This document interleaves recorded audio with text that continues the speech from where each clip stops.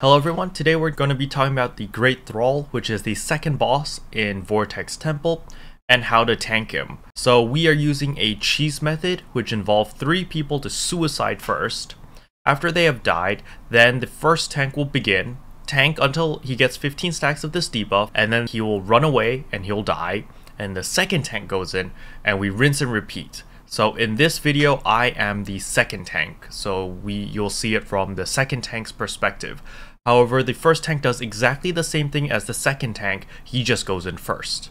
So let's jump right into it. So you can see here that, Lori is ready over here and Cinder is already inside. And we just have 3 sacrifices. So what they're going to do is they're going to run in, they're going to DPS the boss until they see a debuff. Once they see a debuff here, it's not going to be called Ember, it's called something else. But when they get that debuff, they quickly run back here and they're going to die right here. That way the summoner with the cat will be able to res them. So here we go. So over here I'm just applying buffs to myself. But you can see that Cinder now has the buff and he's backstepping here. And then we have Lori, which is over here, he's going to run in now. The boss will always need a target. If he loses target, he'll just reset. So you see that Lori stood there, tanked the boss, and then now he has the debuff and he's running back. And now Kus is going to be tanking the boss until he gets the debuff and then he'll run back too. So as we can see there, Lori died over here because of the debuff. So he'll pop, he'll die, and then Biscuit is going to send Marky's cousin to res him.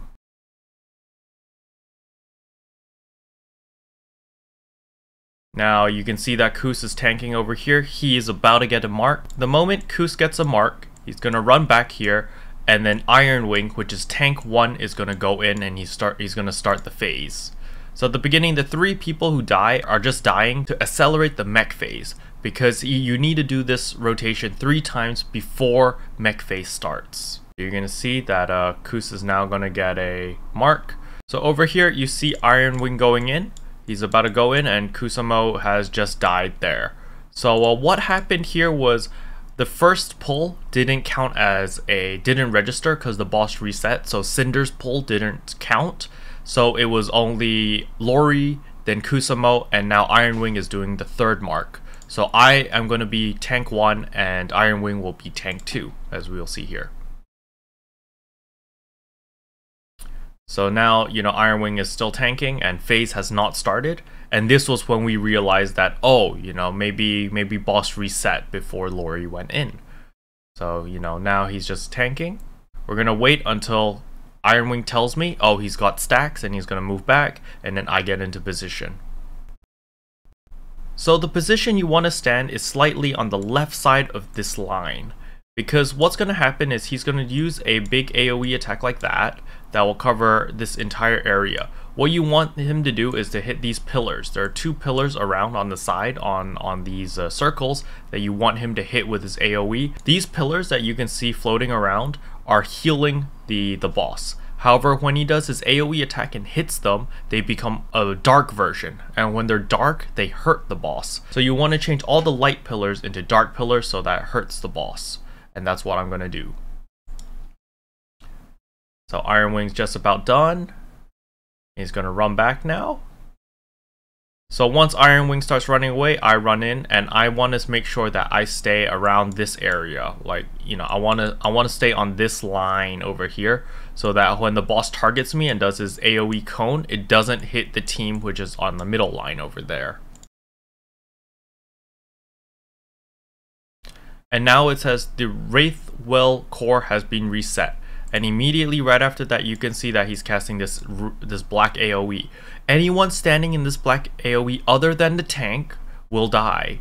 So you want to make sure that only the tank is standing in this. And then you will also see over here, I'm sorry that Glock's HP is blocking it, but that I have a 45-second countdown timer. So when this timer goes down to 0, I will die. As a tank, you will die in this. That's why you need a summoner to res you. So you can see that I made the thing hit. So you will see that this will turn dark momentarily.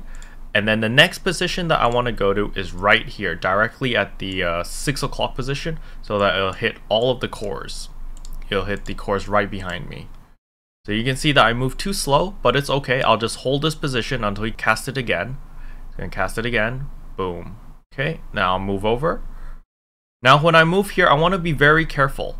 I do not want to move past this point, because if I move past this point, it will hit the entire team, which is chilling at the 12 o'clock position, and kill them. So I want to chill I want to chill around like here, like where I put the circles. I want to chill around there. That way it doesn't kill the entire team. So you can see that I am chilling right there, right in the position that I pointed out. He's going to do that black AoE again. Boom, you see? So once that black AoE hits the pillar, this pillar will stop shooting out this golden aura and start shooting out a black aura, which will hurt the boss. So I just chill here and DPS the boss until this debuff goes to 15 seconds, and then I want to get out of there. But I forgot and I didn't really notice about the timer, and now I'm just realized that I only had 10 seconds left, and I start moving. And then Iron Wing will go in to hold aggro as I run out. So as I run out, you'll see that immediately I died. And as I'm dead, now the cat res comes and revives me. So now that I have finally moved my DPS meter, we can now see the map. So you see these six pillars, they are gold, and they're going to turn dark the moment they get hit by this AoE. So pay attention to where Iron Wing is, and then you're going to see that these two are going to turn dark. Boom, you see? So the moment they get hit by this big AoE thing, they turn dark, and now these two are going to deal damage to the boss. So Iron Wing immediately moves over to the 6 o'clock position, as the AoE is always a cone shape like that, so it'll hit all of those, and then those two are going to become dark as well. They're just waiting. Boom, you see? So now these two are dark as well, so 4 pillars are doing damage to the boss, and now he needs to make the last 2 pillars turn into the dark colored one. So the last 2 pillars, you don't want to stand on the line, because if you stand on the line, it's going to hit the entire team and hit the, it's just going to kill everyone. So what you want to do is you want to stand a little bit to the right of the line when you're facing the boss. So you're going to see this, that Iron Wing is now standing a little bit to the right. And now, all Wraith cores have gone dark and are attacking the Great Thrall. So all of these 6 Wraith cores are going to be damaging the boss. And now Iron Wing is going to stand there until he gets 15 seconds of the debuff, and he's going to come over and he's going to die.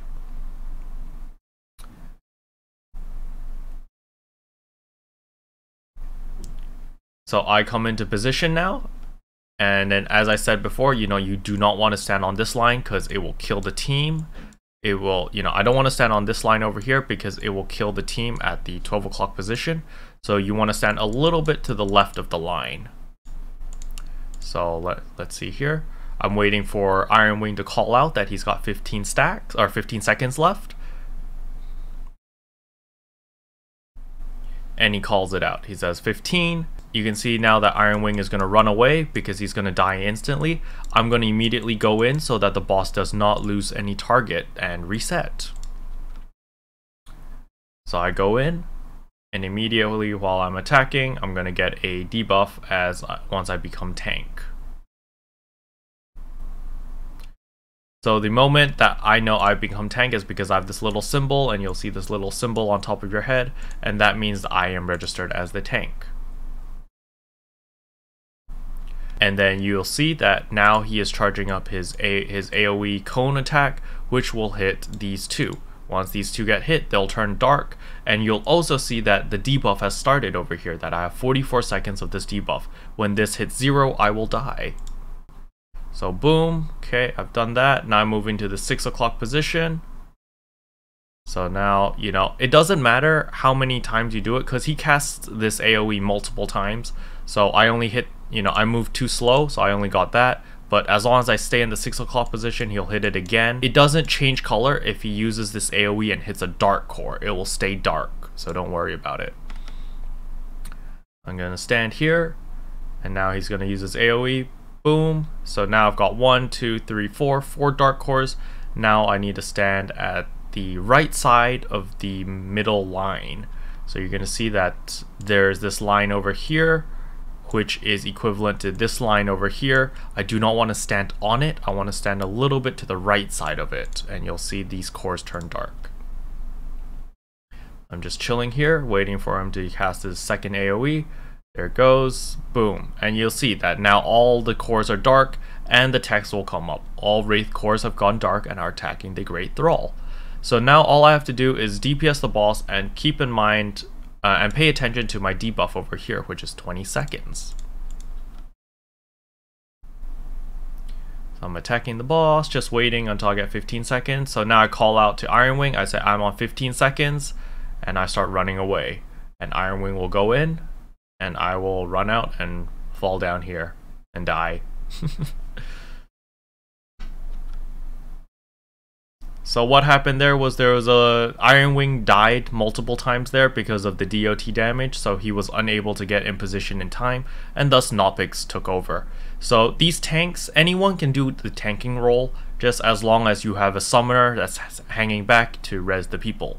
Again, you could use a soul fighter as well, however that is using a bug, and I don't know the method.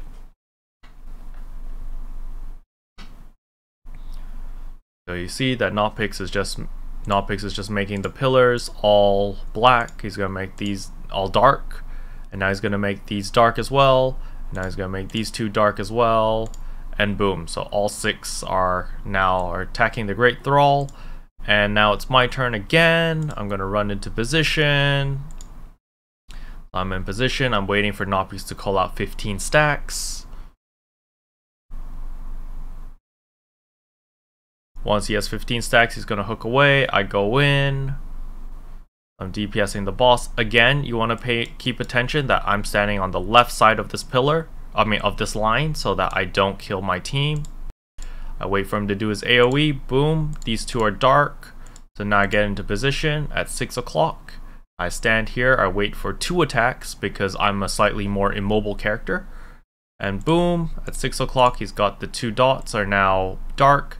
Now I stand slightly on the right side of this pillar, and I just wait until the second attack, and boom. So now all 6 are dark, and they're damaging the boss.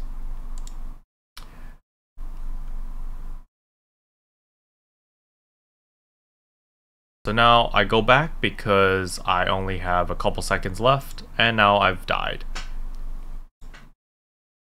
So once I've fallen, now I just wait until the cat until the cat comes and reses me.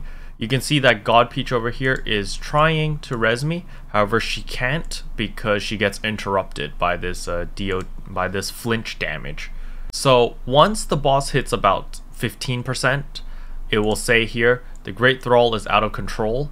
When it says the Great Thrall is out of control, everyone in the party is just going to run in. So everyone that was chilling here is going to run in and go attack the boss.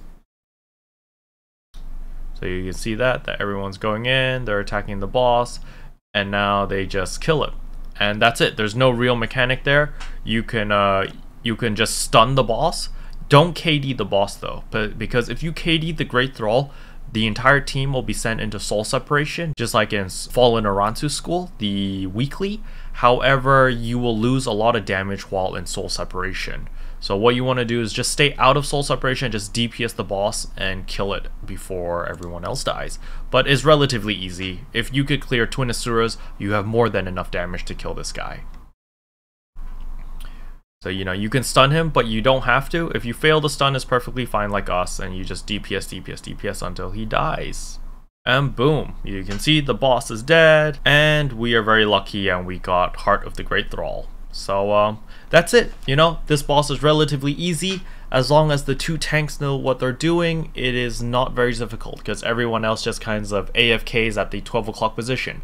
Keep in mind, the 12 o'clock position is what we do. You can hang out at the 6 o'clock position or any position that you want, to be perfectly honest. But the way that we do it is we chill at the 12 o'clock position, and then the tanks just kind of go around in a circle. And that's it. Anyway, I hope this guide helped, and I'll see you guys next time. Bye. What can I say except you're welcome? For the heals, the